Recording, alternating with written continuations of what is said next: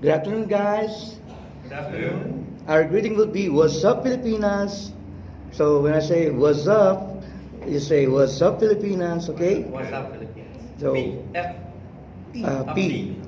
Okay. So what's up, guys? What's up, Pilipinas? Yes. For the benefit of our audience, kindly introduce yourselves.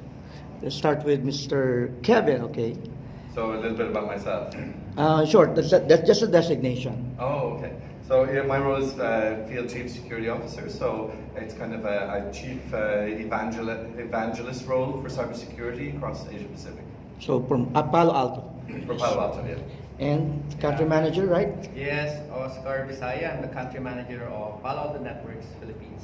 So congratulations again for your partnership with the Asia Pacific College. I believe that this is the first of its kind here in the Philippines to have a cybersecurity sandbox. And you've been implementing this in other countries as well, right? So can you mention some of the countries? Yeah, so we have some arrangements in Malaysia, also in Singapore, I think is the main one. And obviously we're working in the US as well with some high school programs and also with veterans programs as well. Okay. So earlier I interviewed people from APC, and then they have high praises about you being number one, Palo Alto. So congratulations, because they've chosen you to be their partner in the Cybersecurity Sandbox. So can you tell us more about what are your plans for the Cybersecurity Sandbox? So the whole idea of the Cybersecurity Sandbox is that it's an area where people can learn about cybersecurity in a practical way. So the whole idea of a sandbox is that we can create scenarios within the lab that they can try. So we can do a scenario which we call in cybersecurity red team, blue team. So the red team will try and hack into the defenses put up in place by the blue team, and through that they learn. First of all, they learn how to protect, and also they learn, I suppose, in a way how to hack, but not necessarily to any great depth. The whole point of the exercise is to really make people aware in terms of how IT infrastructure is put in place, how security can be put in place, and how to manage that at a kind of foundational level. So in this sandbox, there will be an opportunity for the students to play the role of a hacker, Yes. and then another group to play the role of the one preventing the hacking, right? Yes. So that will be So would you consider it's really a play time for the students?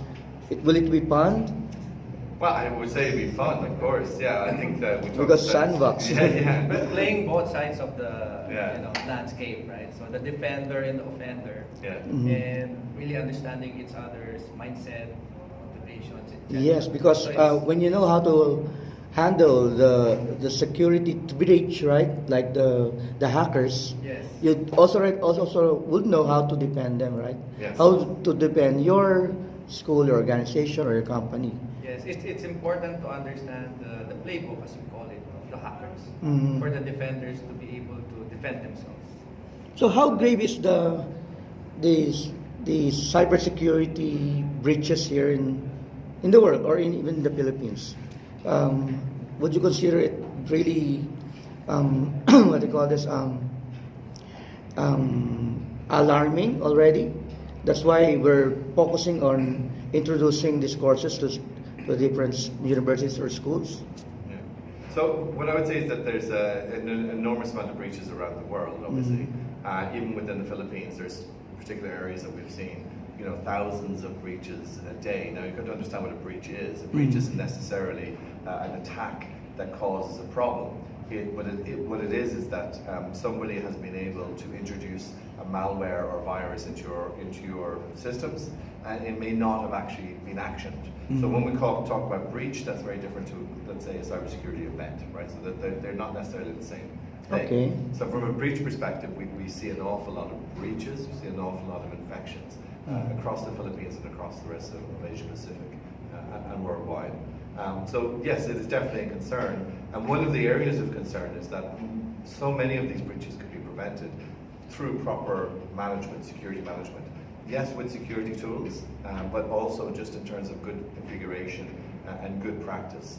And I think those are the areas that a course like this will help, because it's as much about cyber awareness as it is about deep understanding. So that's where Palo Alto comes in, because like they said, you're the leader in this kind of technology. Yes. Yeah, I mean, I think one of the great things about Palo Alto Networks is that we cover, I'd say, three big areas. With the kind of traditional enterprise infrastructure security, it's kind of physical security, and then in the cloud we have our system for securing the cloud, and then what we're calling Secure the Future, but really what that means is in terms of leveraging artificial intelligence and machine learning in a security operations center to kind of support the people who are working in those centers. So because we cover those three areas, it's kind of ideal for this kind of course because no company, including Palo Alto Networks, has the full total solution to cybersecurity, but we have a major part to play in those three major areas of cybersecurity. Mm-hmm. So the other thing that I want to mention is the way we democratize enterprise security. In the past, it's the affordability of this enterprise-grade security that's only affordable by the big companies, right? But now we are making it available also to SMEs and SMBs. As a matter of fact, we have a lot of customers embracing our solution from the category of customers, SMEs, SMBs. So across the spectrum of customers in the Philippines, I'm seeing projects coming in from all of these small medium businesses. So these guys are now able to take advantage of the enterprise security that in the past it can only be affordable by the big companies. Mm.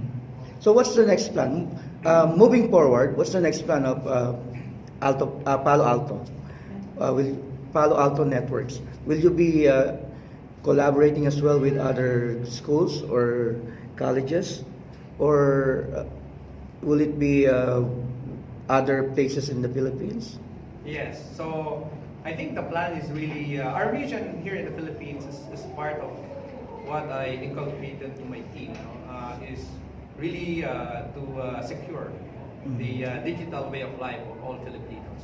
And this is the first step, which is a partnership with the academy. And then this partnership with the academy will expand. I expect this to happen going forward with the success, because I believe that this will be successful, this start of the partnership with APC, and we can expand it to other areas like Visayas and Mindanao. Mm-hmm. So we're talking to several universities outside of Luzon, and we're hoping to get them onboarded, soon. Mm. Okay, so thank you very much for the partnership again. Congratulations for your partnership with Asia Pacific College. And before we end this interview, we have an iconic shout out. On the count of 3, you have to shout "Wazzup Pilipinas," and then you say your last message, last words, whether it may be an invite or a tagline or a shout out, whatever you want to say. Okay? Okay. Ready? Okay. So I'll count 1, 2, 3 first, okay? 1, 2, 3. What's up, What's up, Pilipinas? Then your message? Oh, okay.